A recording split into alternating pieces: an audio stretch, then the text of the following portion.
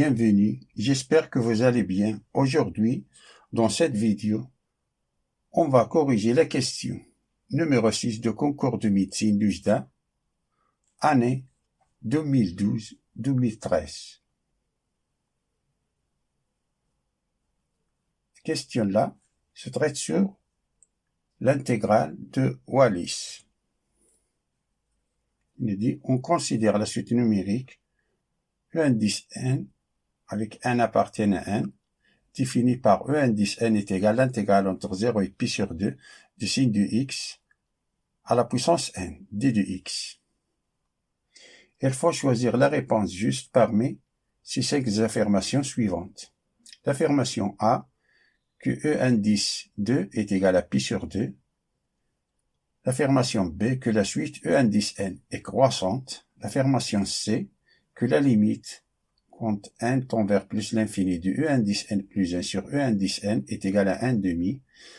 L'affirmation D, que E indice n plus 2 est égal à n plus 1 sur n plus 2 E indice n.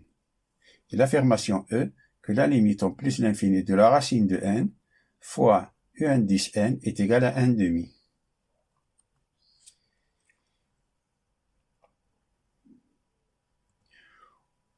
On commence par l'affirmation A, qui nous dit que E indice 2 est égal à pi sur 2.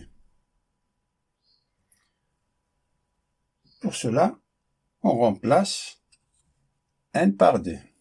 Alors on a E indice n est égal à l'intégrale entre 0 et pi sur 2 du signe, ici, signe de x, à la puissance n de d de x, ce qui implique E indice 2 est égal à l'intégrale entre 0 et pi sur 2 du signe de x au carré d de x.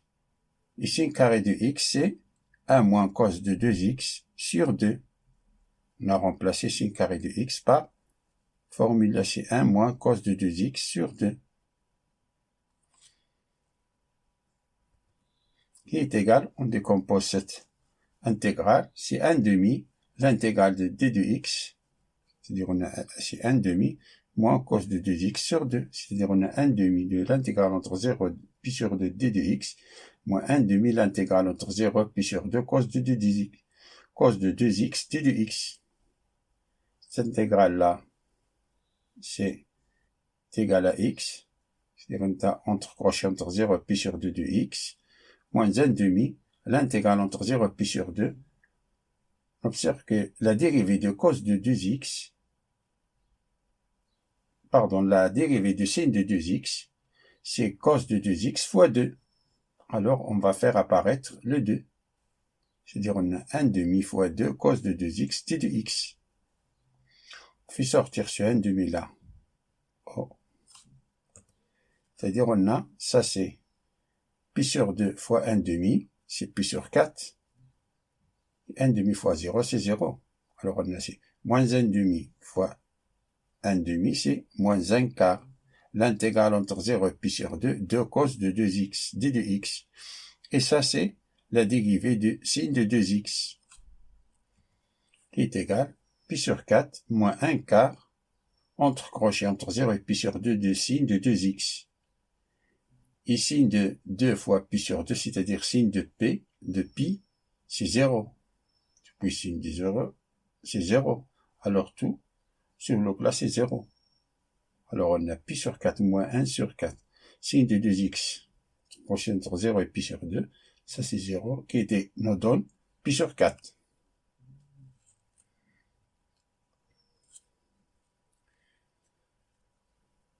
Le résultat, c'est pi sur 4 qui est différent de l'affirmation donnée en A. Donc l'affirmation A est fausse. Passons à l'affirmation B, qui nous dit que la suite E indice n est croissante.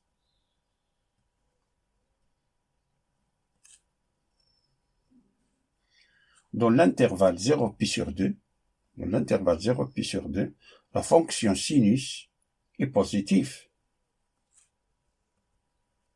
On a x appartient à l'intervalle 0 pi sur 2, ce qui implique que sinus de x est inférieur ou égal à 1 et supérieur ou égal à 0. Ça, Ça implique que sin à la puissance n de x est supérieur ou égal à 0, est inférieur ou égal à 1.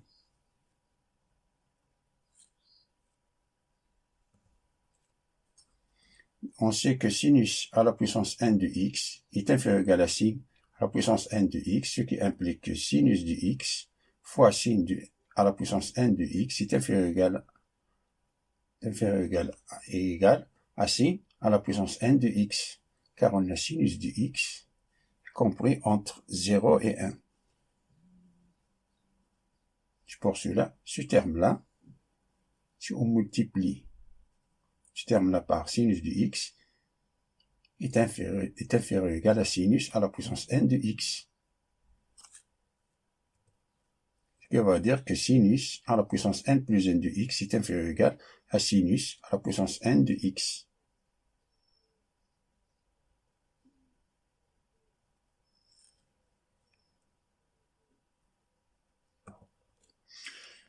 On fait entrer l'intégrale. Ces deux termes sont posés, on fait entrer l'intégrale. Alors on a l'intégrale entre 0 et pi sur 2 de sin à la puissance n plus n de x est inférieur ou égal à l'intégrale entre 0 et pi sur 2 de sin à la puissance n de x. Ça c'est en 10 n plus 1 et ça c'est en 10 n. Alors en 10 n plus 1 est inférieur ou égal à en 10 n de la suite en 10 n est décroissante. Voyons une autre méthode. On a x appartient à l'intervalle 0 pi sur 2, segment 0 pi sur 2, alors sinus de x est compris entre 1 et 0.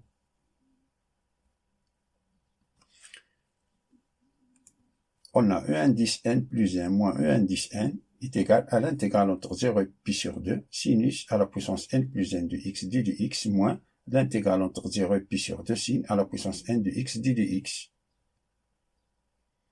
Par linéarisation, alors on peut écrire que l'intégrale entre 0 et pi sur 2 sin à la puissance n plus n de x moins sin à la puissance n de x d de x, ça est égal à l'intégrale entre 0 et pi sur 2 factorise par sin à la puissance n de x, sin à la puissance n de x, facteur de sin à la puissance n, sin de x moins 1. Sin de x moins 1, après ceci, ici, sin de x moins 1 est inférieur, ça est inférieur ou égal à 0, c'est-à-dire, ça c'est négatif. Et sin à la puissance n de x, ça c'est positif. Positif fois négatif, c'est négatif. Alors tout ceci est inférieur ou égal à 0. Ce qui va dire que un 10 n plus 1 est inférieur ou égal à un 10 n. D'où la suite un 10 n est décroissante. Et l'affirmation B nous dit que la suite un 10 n est croissante. Comme il y a une contradiction, alors l'affirmation B est fausse.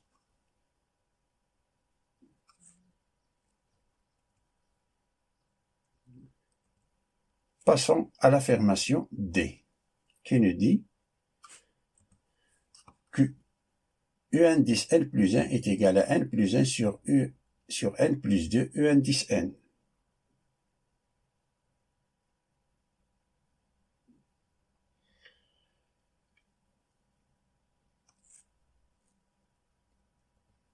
Pour calculer cette intégrale, l'intégrale entre 0 et pi sur 2 de sin de x à la puissance n d de x, c'est une intégrale de Wallis. Pour cela, il suffit d'utiliser l'intégration par partie. Cette intégrale est égale à l'intégrale entre 0 et pi sur 2 de sin de x à la puissance n moins 1 fois sin de x d de x.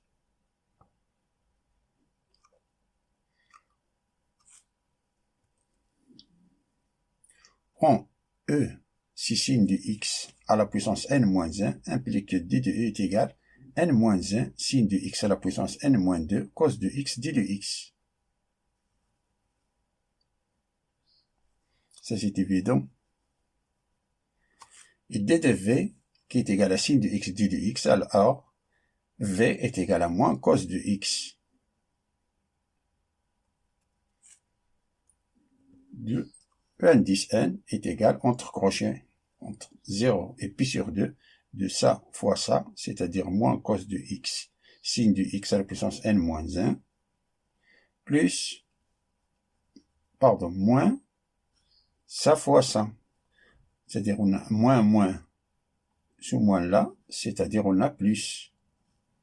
Et n moins 1, c'est une constante, on le fait sortir, c'est-à-dire on a plus n moins 1, l'intégrale entre 0 et pi sur 2 de sin de x à la puissance n moins 2 fois cos de x, c'est-à-dire cos de x au carré, d de x, qui est égal, ça c'est en pi sur 2, cos de pi sur 2, c'est 0, alors ce terme-là c'est 0. Et en 0, sin de x, sin de 0 c'est 0, alors tout ce terme-là c'est 0. Alors il nous reste n moins 1, l'intégrale entre 0 et pi sur 2 de sin de x à la puissance n moins 2, cos carré de x, d de x.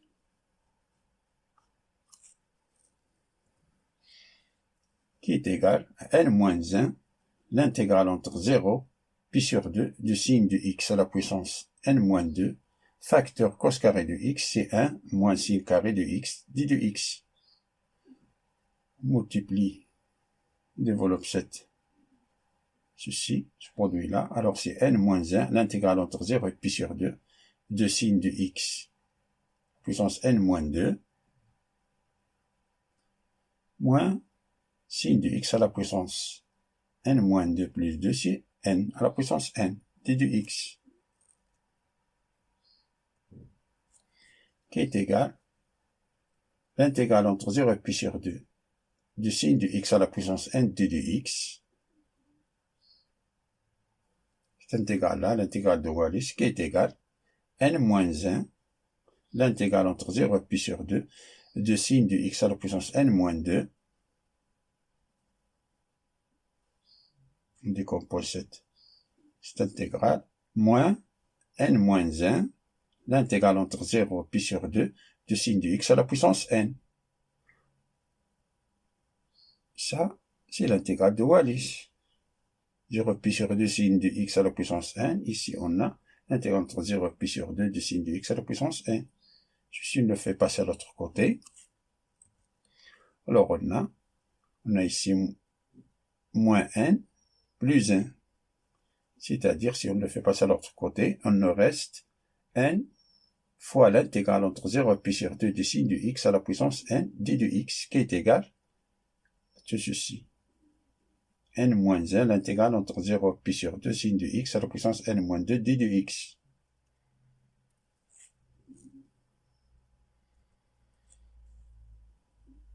L'intégrale entre 0 pi sur 2 sin de x à la puissance n, d de x est égal à n moins 1. Ce n-là, on le fait passer à l'autre côté, c'est n moins 1 sur n. L'intégrale entre 0 pi sur 2 sin de x à la puissance n moins 2, d de x.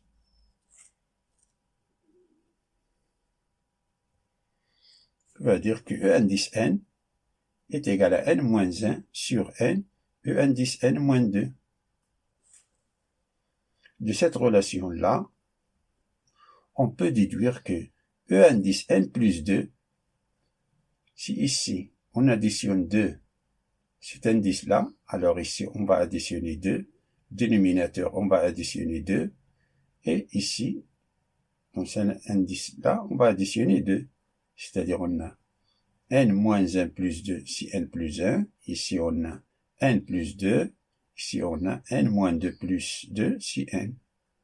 Alors on a e indice n plus 2 est égal à n plus 1 sur n plus 2, e indice n. C'est-à-dire que la bonne réponse, c'est D.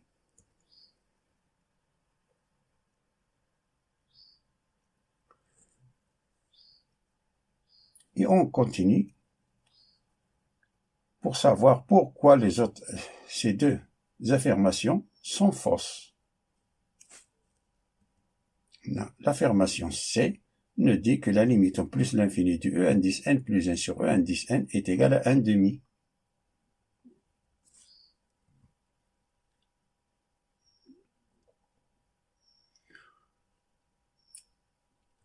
On sait d'après ce qui précède que e indice n est décroissante. et que E indice n plus 2 est égal à n plus 1 sur n plus 2 sur E indice n. Sur E indice n, on le fait passer à l'autre côté, alors on a E indice n plus 2 sur E indice n est égal à n plus 1 sur n plus 2.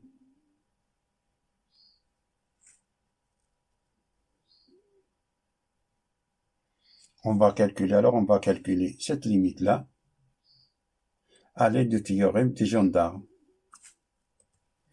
On a E indice n est décroissante, alors E indice n plus 2 est inférieur ou égal à E indice n plus 1 qui est inférieur à E indice n.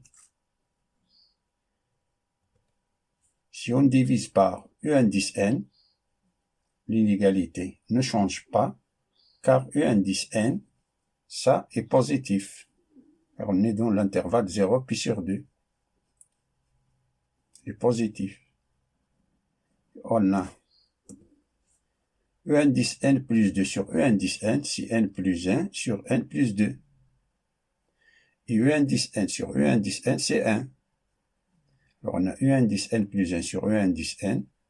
Alors on fait entrer la limite.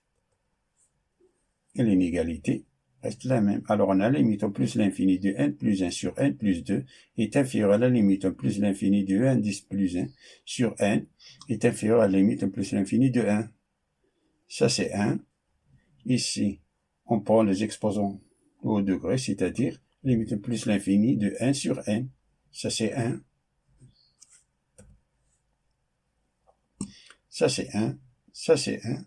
Alors la limite, pour le théorème des gendarmes, alors la limite au plus l'infini de E indice n plus 1 sur E indice n est égale à 1.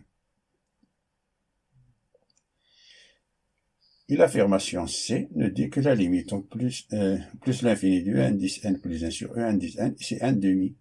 C'est-à-dire que l'affirmation C est fausse.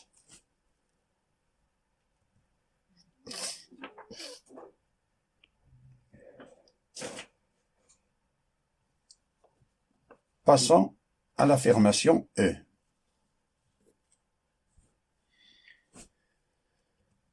Qui nous dit que la limite en plus l'infini de la racine de n, U indice n est égale à 1 demi. Tout d'abord, calculons E indice 0. E indice 0, c'est l'intégrale entre 0 et pi sur 2 du signe du x à la puissance 0. Ça, c'est 1. C'est-à-dire l'intégrale entre 0 et pi sur 2 de 1 d du x, c'est x. Entre crochet entre 0 et pi sur 2 qui est égal à pi sur 2. Et l'intégrale de E indice 1 entre 0 et pi sur 2 signe du x d du x, c'est moins cos du x, entre crochet entre 0 et pi sur 2. Ça, c'est 0, moins 1, c'est 1. Alors, on a E indice 0, c'est pi sur 2. E indice 1, c'est 1. Alors, procédons à démontrer que la limite en plus l'infinité est égale. Voyons le résultat.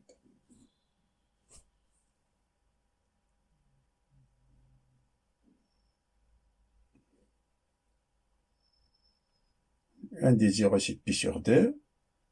On a déjà démontré que E indice 1 est égal à 1.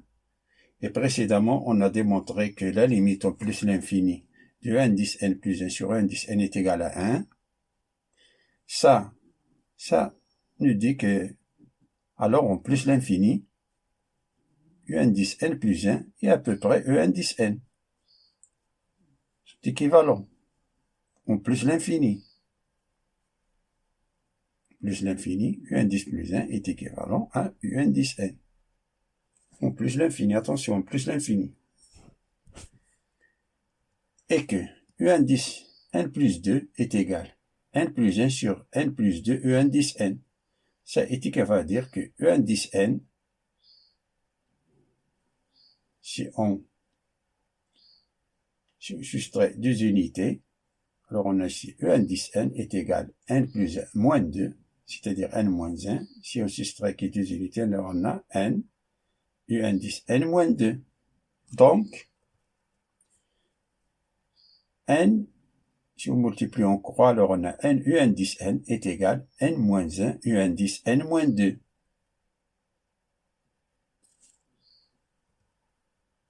Ça va dire que si on multiplie les deux membres de l'égalité par u indice n moins 1, alors on a n fois u indice n fois u indice n moins 1 est égal n moins 1 fois u indice n moins 1 fois u indice n moins 2. Qu'on note cette équation par le numéro 1.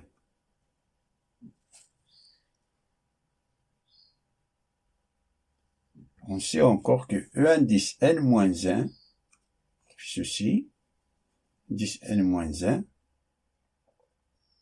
si on soustrait une unité ici, alors on a est égal n moins 2 sur n moins 1, u indice n moins 3.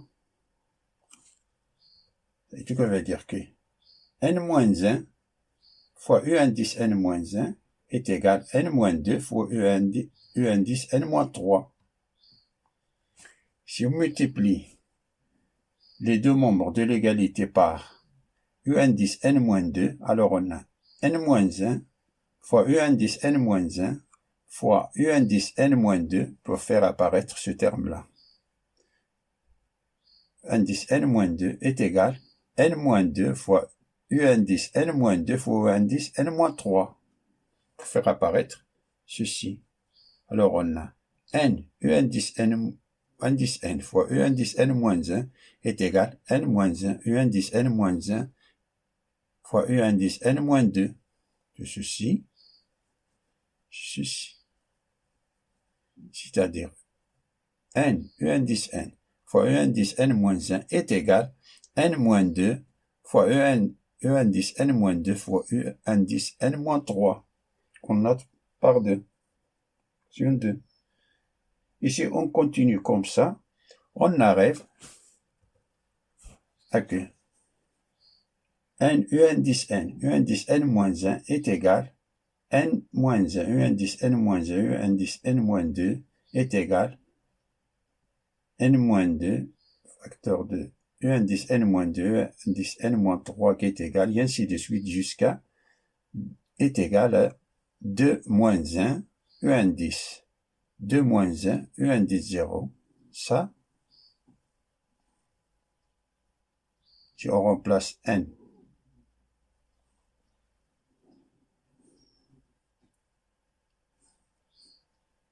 deux moins 1 u indice 2 moins 1. Mais ici, ça est égal à l'indice, cet indice-là. Depuis, on soustrait une unité, c'est-à-dire on a 2 moins 1 fois e indice 2 moins 1, ça c'est 1. Si on le soustrait une unité, alors on a e indice 0. On a déjà calculé que e indice 1 c'est 1, et e indice 0 c'est pi sur 2. Alors on a, ça c'est 1, 1 fois 1 c'est 1, fois e indice 0 c'est pi sur 2. Tout ceci est égal à pi sur 2.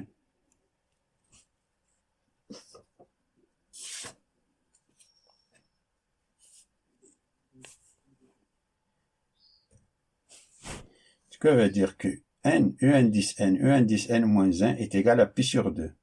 Et comme on l'infini, en plus l'infini, on a u indice n est équivaut à u indice n moins 1. Donc, on remplace u indice n moins 1 par u indice n, alors on a n u indice n au carré est égal à pi sur 2. Ce que veut dire que u indice n au carré est égal à pi sur 2n. Là, on le fait passer à l'autre côté, c'est-à-dire pi sur 2n. Ce que veut dire que u indice n est égal à la racine de pi sur 2n. Attention ici que u indice n est positif. C'est pour cela on n'a pas écrit ici plus ou moins. C'est plus la racine de pi sur 2n, car un est positif. Donc la limite en plus l'infini de la racine de n, u indice n est égal à la limite en plus l'infini de la racine de n, fois la racine de pi sur 2n, qui est égal à la limite en plus l'infini de la racine. On fait entrer, ça c'est positif, ça c'est quand on le fait entrer.